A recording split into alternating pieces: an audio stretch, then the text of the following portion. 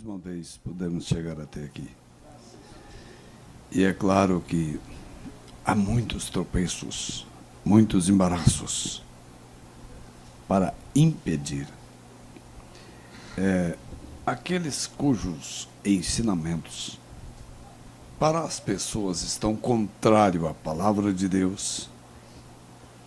Parece que não tem muito tropeço, não tem dificuldade, não tem muito embaraço. Parece que o inimigo dá tapinhas nas costas deles, chama de irmão e o anima a trabalhar. Mas quando se trata de pregar algo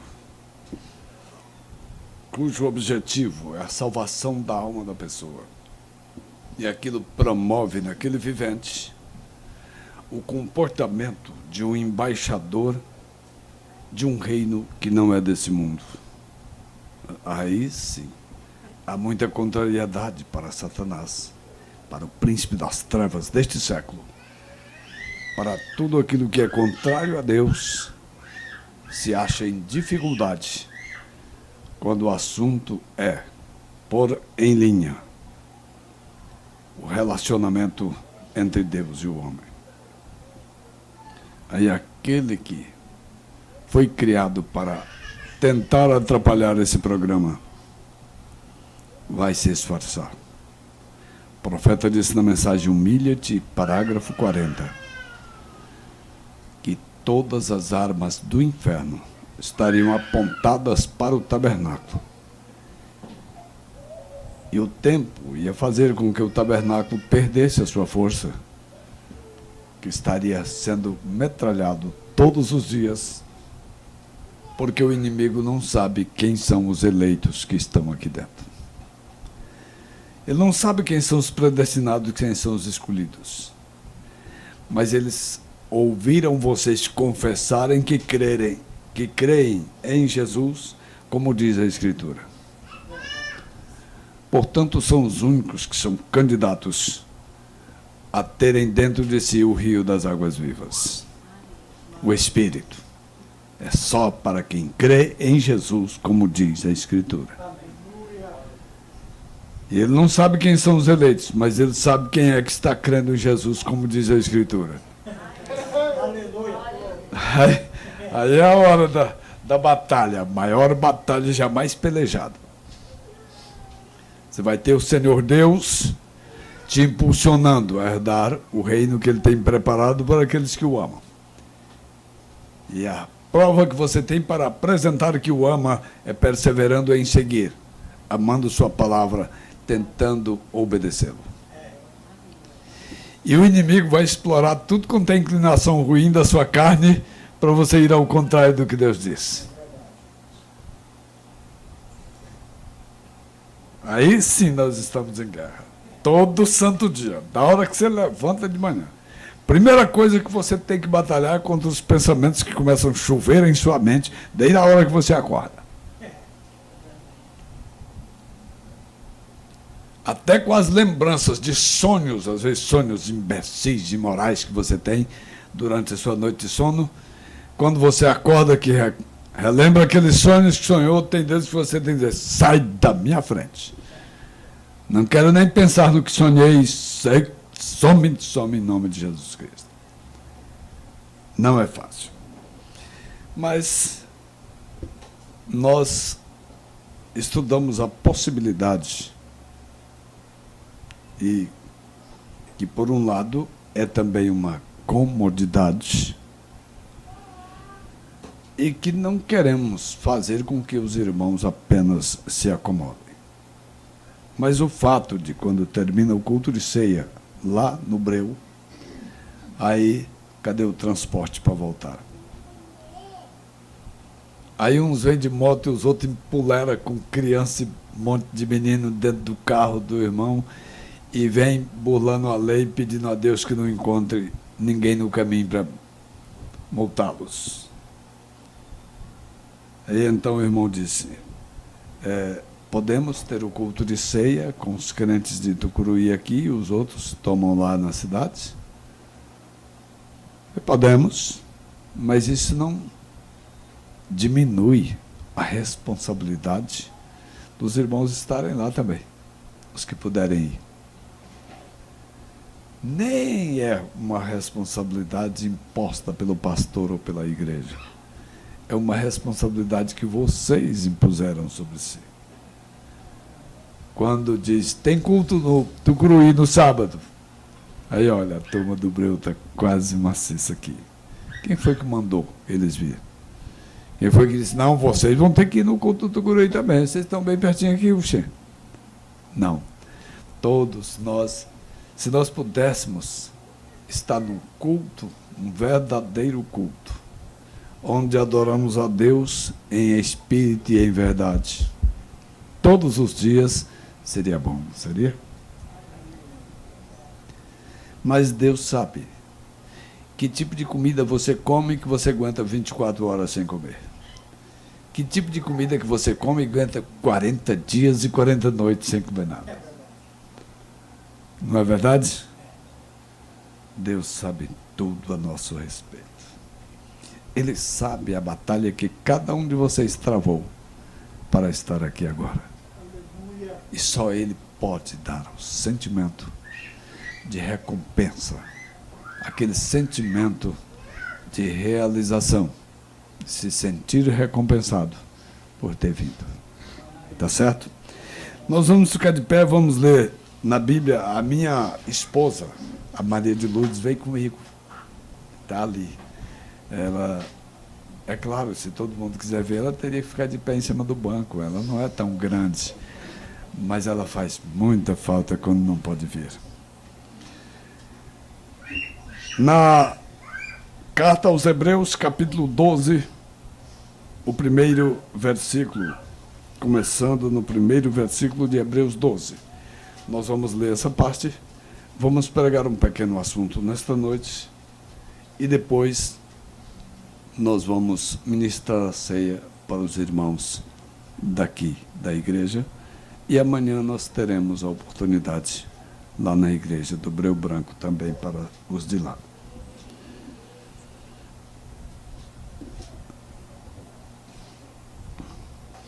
Aos Hebreus capítulo 12, começando no primeiro versículo. Portanto, nós também, pois que estamos rodeados de uma tão grande nuvem de testemunhas, deixemos todo o embaraço e o pecado que tão de perto nos rodeia e corramos com paciência a carreira que nos está proposta, olhando para Jesus, autor e consumador da fé, o qual, pelo gozo que lhe estava proposto, suportou a cruz, desprezando a afronta, e assentou-se à destra do trono de Deus. Pai nosso, nós nos aproximamos humildemente do Senhor, nos lembrando, ó Pai, que no dia do Pentecostes, um homem como nós, sujeito às mesmas paixões, pregou a tua palavra. E aqueles que ouviam com toda a atenção, aqueles de muitas nações, que viajaram de tão longe para adorar o Deus de Israel, quando estavam ouvindo aquelas palavras, alguma coisa tocou seus corações. Depois que a palavra do pregador tocou os seus ouvidos, seus corações foram compungidos. E nós cremos que nesta noite e em toda ocasião onde o Senhor deseja falar com as pessoas, enquanto um humano, pecador, indigno que é, fala aos ouvidos das pessoas, o Senhor pode tocar o coração, chacoalhar o espírito, a alma, compungir o coração da pessoa que está ouvindo e deixá-lo rendido ao Senhor, como dizer, o que o Senhor deseja que eu faça, eu quero fazer. Oh, em nome de Jesus Cristo, dá-nos mais uma vez a tua palavra no nosso coração, em nome de Jesus Cristo. Amém. Podeis assentar.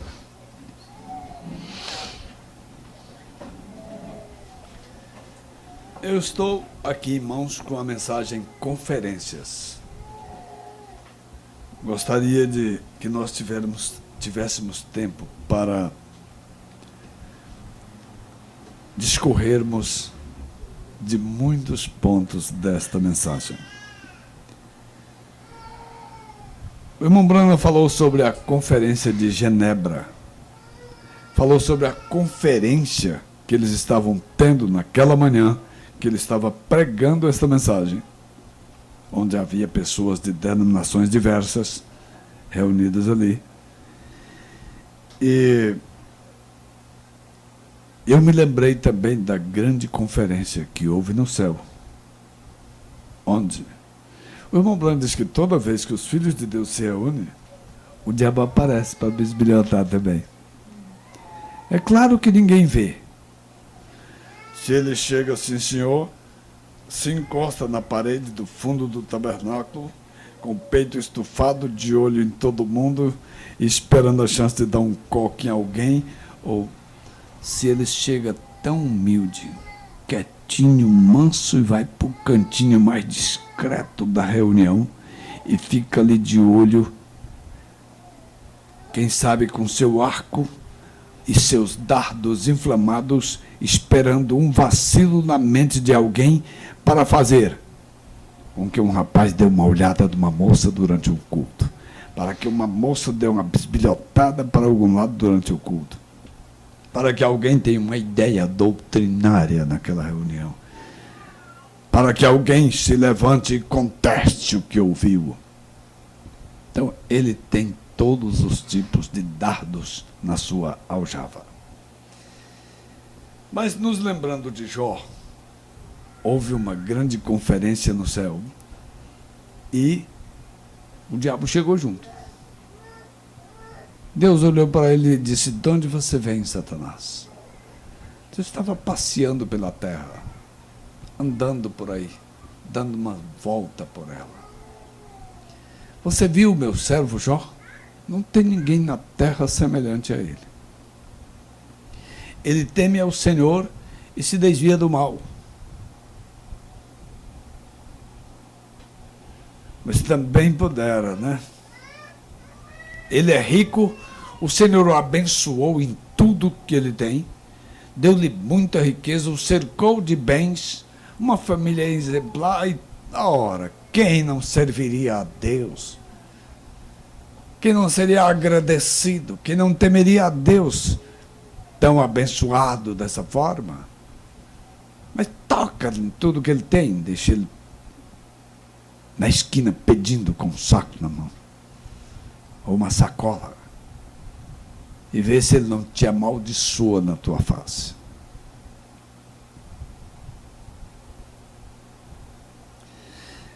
Agora nós vamos olhar para a escritura que nós lemos. Estando nós rodeados de uma tão grande nuvem de testemunhas, deixemos todo embaraço e o pecado que tão de perto nos rodeia. Pecado é incredulidade, cujo salário é a morte, que, como nós ouvimos no programa, a morte espiritual é separação da vida, separação de Deus. A morte natural é a separação da vida desse corpo mortal, mas a morte espiritual é a separação entre o ser mortal e a vida eterna. Então, não pode viver. Se separar da vida, não vai viver. E essa morte espiritual vem como salário do pecado, que, por sua vez, é o ato de não crer no que Deus prometeu para o mortal. O que Deus prometeu para o mortal? Vida eterna. Se ele duvidar disso, vai sobrar o que para ele? Viram agora que pecado é incredulidade e o salário é a morte? Deus colocou o homem na condição de mortal aqui na terra. Ninguém sabe quantos anos ele ia viver. A vida espiritual dele estava segura. Ninguém sabe o que Deus ia fazer com 1000 anos, 2000 anos, 10.000, quanto tempo ele ia viver na vida natural. Porque mesmo com pecado e tudo, ainda teve gente que viveu 969 anos. Mas aí quando o pecado entrou, quando colocaram em dúvida o que Deus havia falado, Eva o fez para dar ouvidos a Satanás. Deixou de ouvir a Deus para ouvir a Satanás. E Adão deixou de ouvir a Deus para ouvir a mulher. Todos dois falharam com Deus. Agora, hoje, a nossa Bíblia diz que todo ser humano, ainda que não cometeu a mesma transgressão que Adão cometeu, ele é tão culpado quanto Adão. E somente em Jesus Cristo, quem pagou o pecado da raça humana, ele pode ser aceito de volta por Deus. Então, o homem já nasce desde pequeno aprendendo a mentir e fazer tudo que não deve. Quando ele soltou a mentira para a mãe dele, que ela descobre e dá-lhe uma pisa, ele já sabe na próxima vez que se mentir e for descoberto, apanha de novo. Ele já vai com o pé atrás, pensativo, antes de liberar aquela mentira. Quando ele faz algo e a polícia prende e dá uma pisa, ele vai pensar 2 vezes antes de fazer de novo. Mas cada dia eles estão mais liberados para fazer e a polícia está sendo proibida de dar até mesmo um coque na cabeça dele, quanto mais uma verdadeira pisa. Então, de tudo que Deus mandou dar notícia para a raça humana, ide por todo mundo, pregai o evangelho a toda criatura. O que quer dizer a palavra evangelho? Boas novas.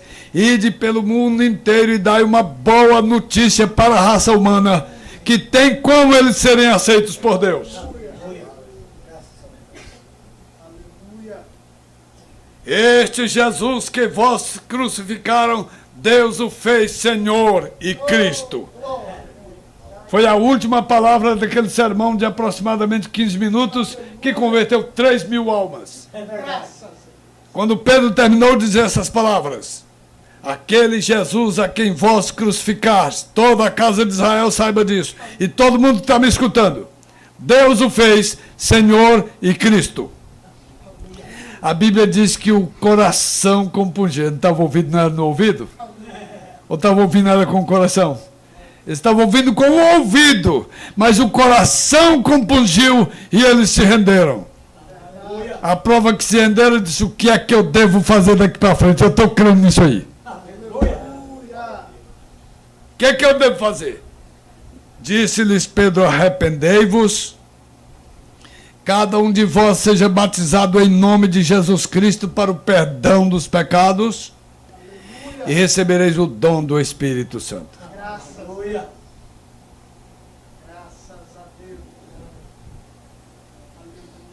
Mas os embaraços são promovidos pelo inimigo. Vocês viram que quando o homem estava pregando, o diabo não tinha condições de ficar sondando corações para saber quem estava sendo compungido com a palavra. Mas que ele estava tratando de botar embaraço, estava. Cachaça! Esses estão embriagados, estão bêbados. Atrapalhando. O diabo estava atrapalhando aqueles que estavam com a atenção ligada, que ouvia aqui, que quando escutavam, ouvia aqui. Eles estavam tentando embaraçar o que estavam crendo no que estavam ouvindo. Mas na hora apareceu a diferença. Enquanto uns levantavam e diziam: é pinga, é cachaça, é mosto, vinho novo. Outros levantavam e diziam: negativo. Eu entendi agora grandezas de Deus na língua que eu sou nascido lá na minha terra. Aleluia! Glória, graças a Deus. Glória. E como é que eu não entendi nada? Aquele que estava dizendo que era cachaça podia ter olhado para o outro e falei: como é que eu não entendi nada? Problema seu. Eu entendi sim. Louvado seja Deus. Aleluia! E do meio para o fim, aqueles que estavam sendo usados pelo inimigo para embaraçar o meio de campo, dizendo que era bebida, que era cachaça, que eles estavam doidos, acabaram perdendo E a vontade de Deus prevaleceu. E quase 3.000 almas foram batizadas naquele dia em nome do Senhor Jesus Cristo. Você pensa que o inimigo embaraça ao teu redor, coloca todos os embaraços ao seu derredor? Com que objetivo? Para impedir que você creia nessa mensagem. O fato de você ter crido na mensagem, ter descido as águas, se batizado em nome de Jesus Cristo, terminou os embaraços? Não.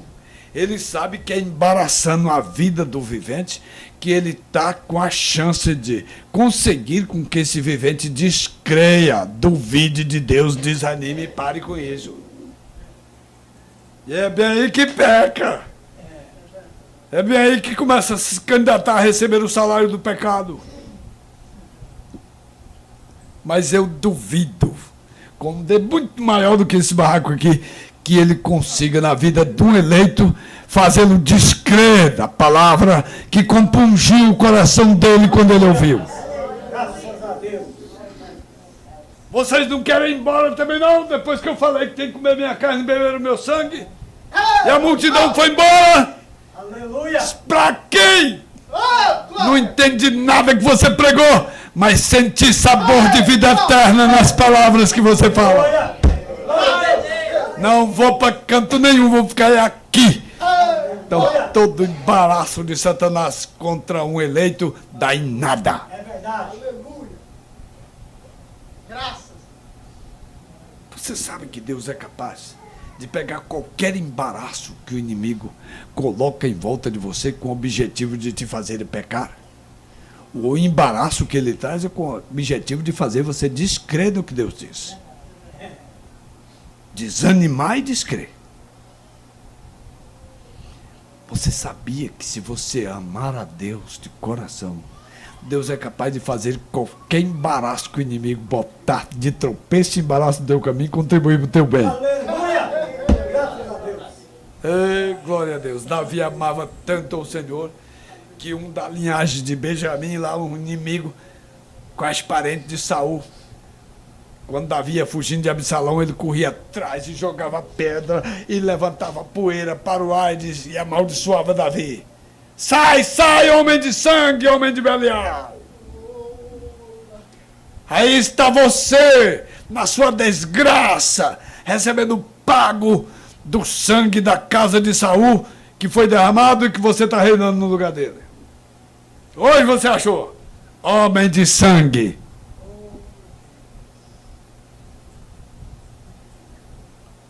Um dos generais pegou no cabo da espada, virou e disse: pode um cão morto desse amaldiçoar o rei, meu senhor? O senhor deixa eu passar na frente e tirar a cabeça dele fora do corpo? Não vou fazer muita coisa, não. Ele ia fazer com ele igual eu faço com os gafanhotos que até lá na roça. Só separar a cabeça para um lado e o corpo para o outro. Para que judiado, bichinho? Eu só vou tirar a cabeça dele de cima dos ombros dele.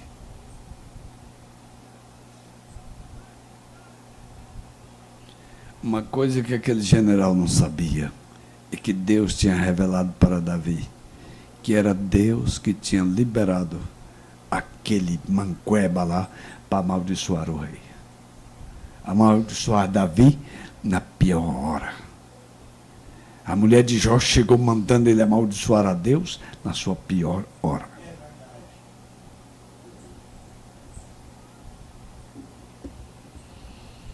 Davi disse: foi Deus que disse para ele me amaldiçoar. Mas eu sei que Deus pode trocar em bênção a maldição que ele está jogando sobre mim. Pode ou não pode? Pode. Trocou ou não trocou? Vocês viram a diferença? Aqueles que chegaram com comida, água para beber, para acudir Davi naquela aflição.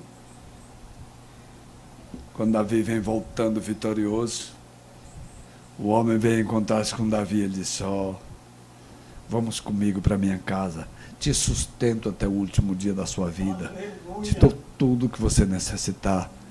O homem disse: não, Teu servo já tem mais de 80 anos. Não tem mais prazer em ouvir cantores e cantoras. Não tem mais uma visão boa, não tem mais um paladar bom para comer iguarias na mesa do rei. Mas eu tenho um jovem servo meu aqui que te dou. Leva ele contigo. Pode comer do bom e do melhor, pode apreciar a bondade do rei, meu senhor. Mas eu já estou velho, deixa eu aqui.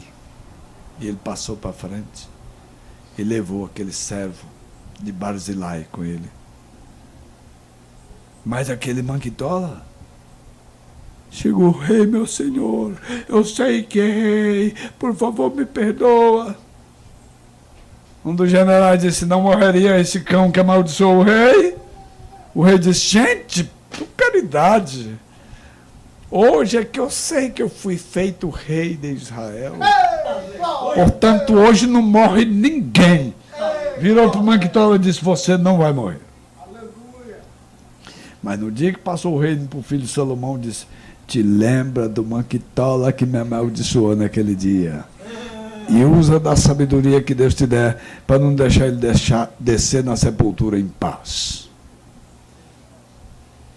E o rei Salomão, com a sabedoria que Deus deu, chamou ele e disse: faz uma casa em Jerusalém, não sai daqui nem para um lado nem para outro.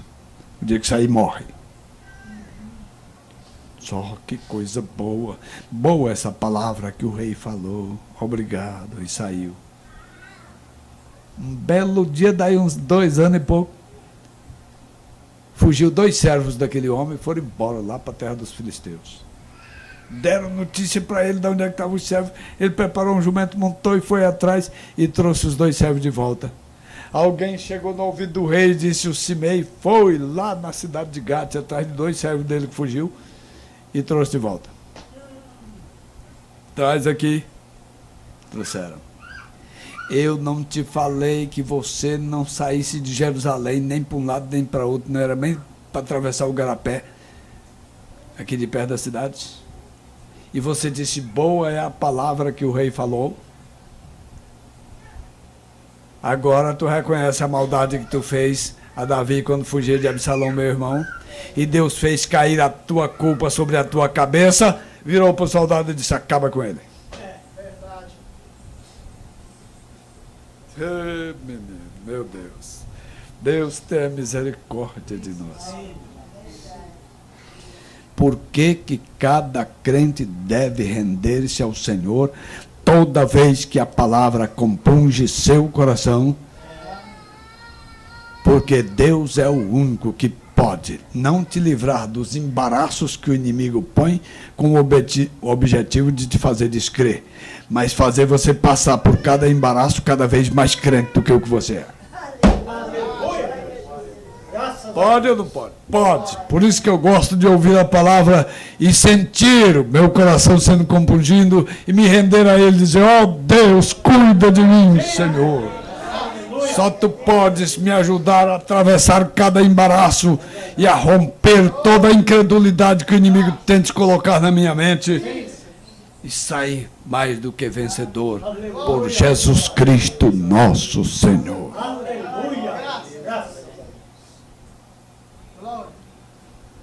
Oh Deus, obrigado, Senhor, por esta palavra, no nome santo de Jesus Cristo. Nós te agradecemos, ó Deus. Sabemos que a unção da tua palavra que compunge nosso coração. Ela no livro é a letra, mas com a unção do Espírito ela é vivificada. Torna-se a palavra viva e penetra no nosso coração. E então nos rendemos a ti e dizendo: ó Senhor, ajuda-me a fazer como tu queres que eu faça, o que é bom e reto perante os teus olhos, em nome de Jesus Cristo. Amém.